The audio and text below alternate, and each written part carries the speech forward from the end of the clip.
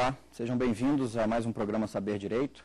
Meu nome é Eric Vidigal, eu sou doutor e mestre em Direito pela PUC de São Paulo e professor de Direito Processual Civil em cursos de graduação, pós-graduação e preparatórios para concursos públicos.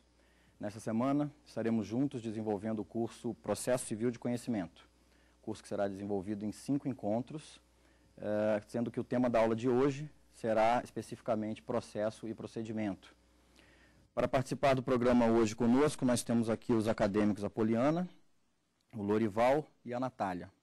Vale lembrar que você, espectador, também pode participar diretamente aqui conosco, enviando suas perguntas, suas sugestões, pelo e-mail saberdireito@stf.jus.br. Bom, o tema processo civil de conhecimento, para ser melhor desenvolvido, demanda inicialmente uma abordagem a respeito de 2 elementos.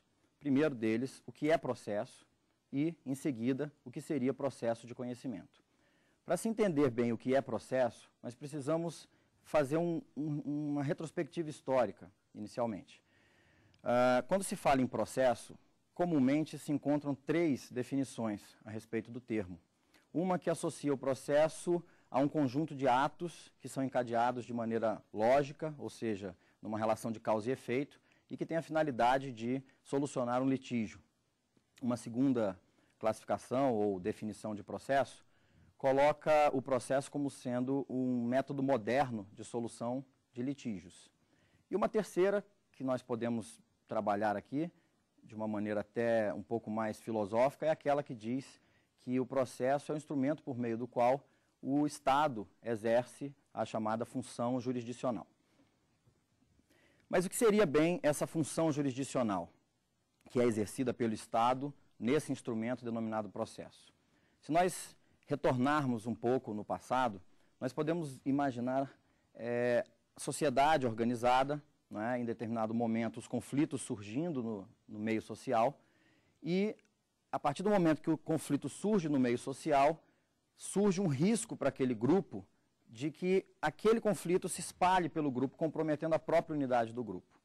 Esse conflito, que o italiano Francesco Carnelucci denominou como lide, que a gente costuma definir como um conflito intersubjetivo, ou seja, entre sujeitos, um conflito intersubjetivo de interesses que se caracteriza por uma pretensão resistida, é tido então como um câncer no corpo social e precisa ser solucionado desde a sua origem.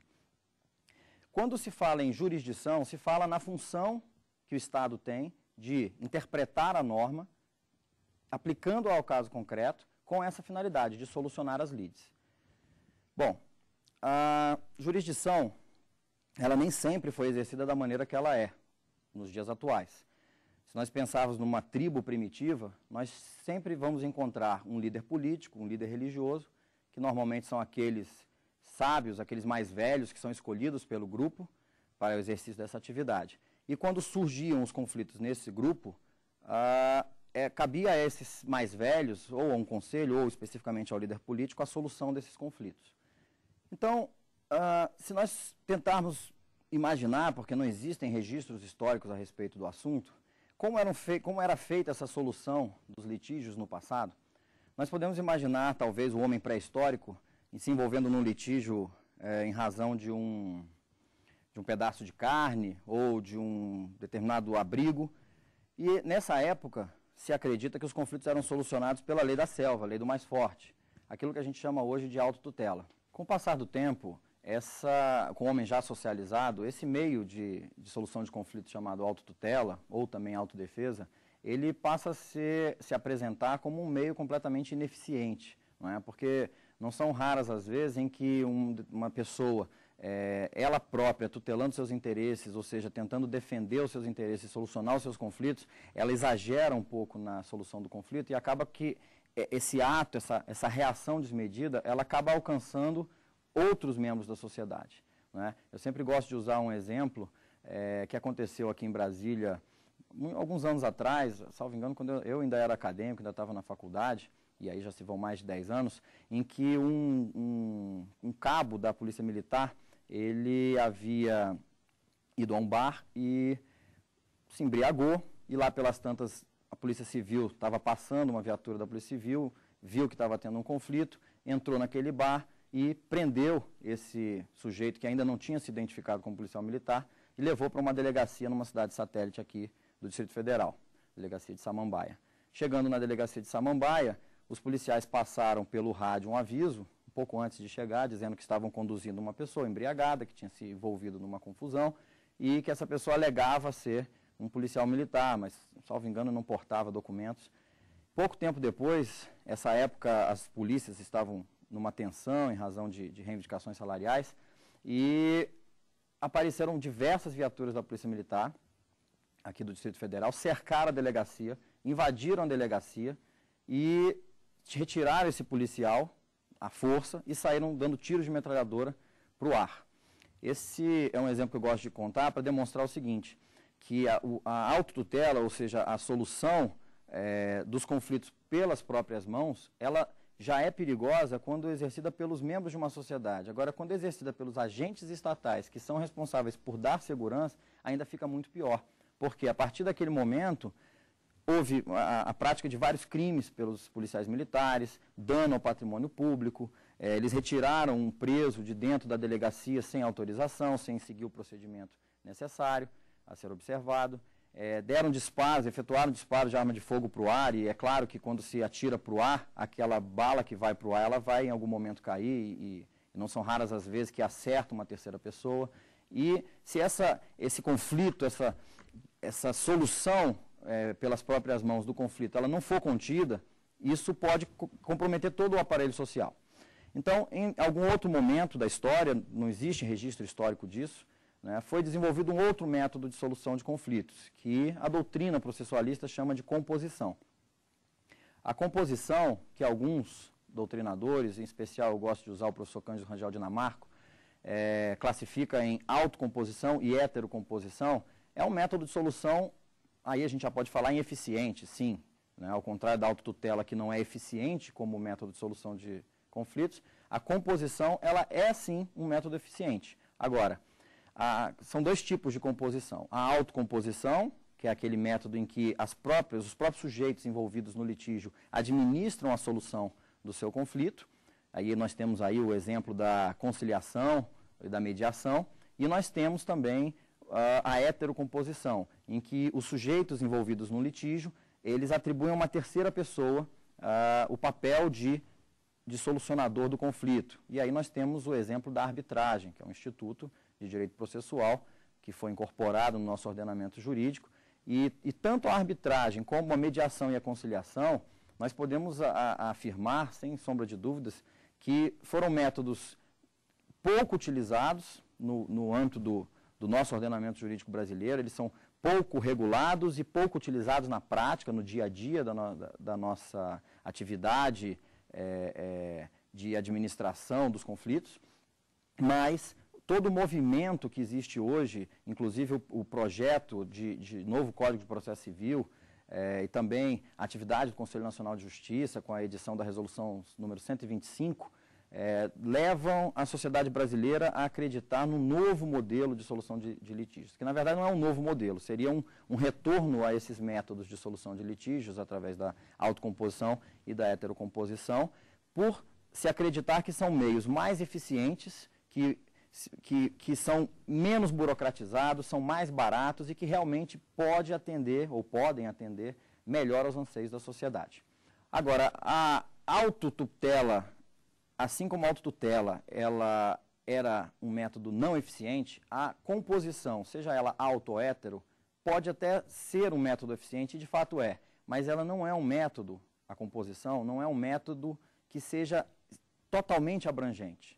Quero dizer com isso o seguinte, os conflitos que são sujeitos à composição, eles podem ser solucionados de uma maneira muito mais eficiente. Eficiente em que sentido?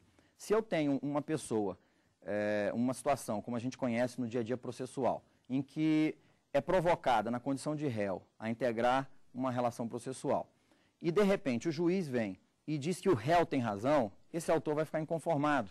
Claro que o sistema prevê toda uma série de recursos, mas em algum momento essa decisão ela vai transitar em julgado.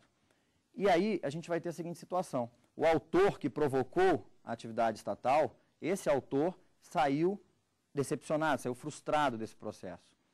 Natural, e isso é de qualquer ser humano, que a indignação comece a alimentar esse autor.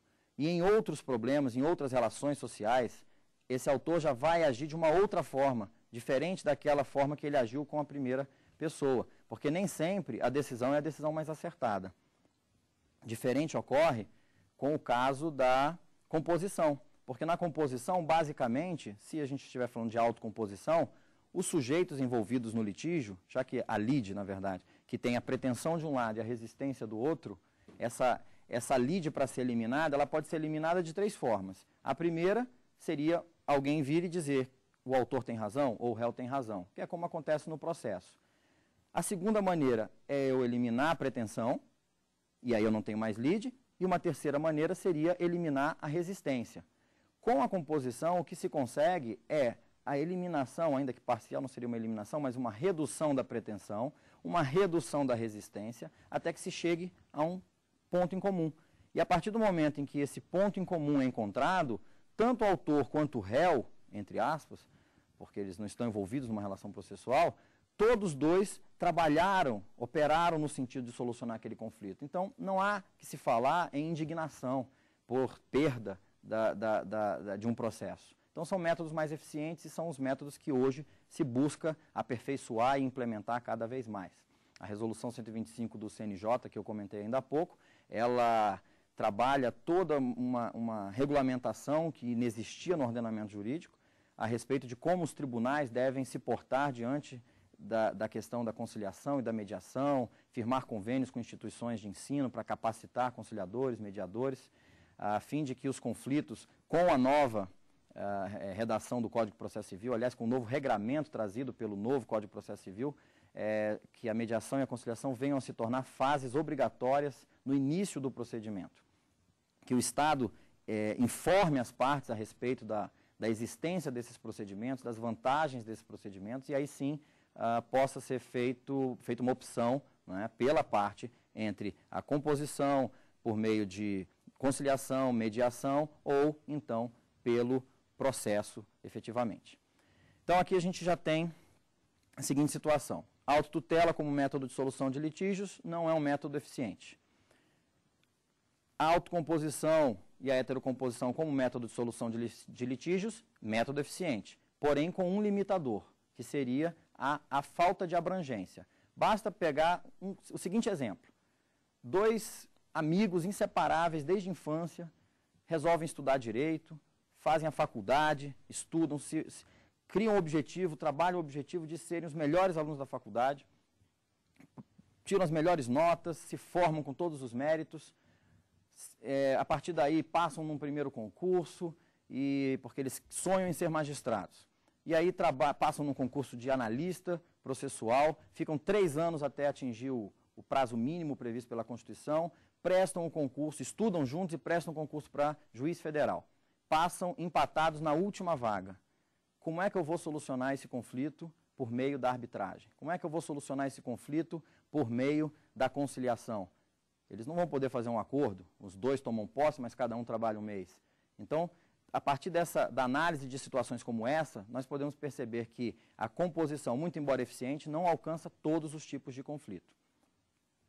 E foi diante, então, dessa constatação da ineficiência da autotutela e da falta de abrangência da composição que se desenvolveu, ou que se verificou a necessidade de se desenvolver, um método moderno, um método mais eficiente e um método que pudesse abranger todas as situações. E esse método, então, seria o processo. Claro que o processo, ele vem como um método que é muito parecido com o método da heterocomposição, ou seja, eu tenho sujeitos envolvidos no processo, né, no conflito, e esses sujeitos atribuem a uma terceira pessoa o papel de solucionador do conflito. A diferença básica aqui da